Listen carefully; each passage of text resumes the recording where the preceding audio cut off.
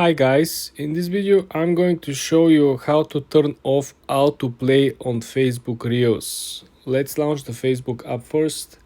Then I want you to click on the settings that it says Reels on the second option. When you switch to the Reels feed versus the actual story feed and pick up a story, right? Let's click this for example. So now when you're at the actual reel and you want to cancel the autoplay button, you want to click on the lower right corner where you see the three dots. Now I want you to click on the second option from the bottom top. It says stop playing reels automatically. When you click this one, the next reel will not play automatically.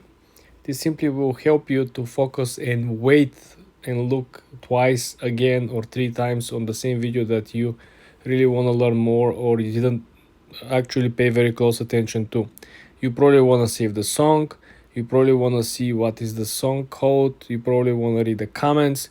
I've seen plenty of people watching one reel and they really want to, dig deeper, go through the comments, learn more about it, the information in the video or the actual content creator. But the TikTok, the Facebook Reels are kept swiping and kept going, and the autoplay it's not stopping. But in this way, guys, when you turn off this function, you could simply read whatever you like, and you could simply manually swipe to the next video.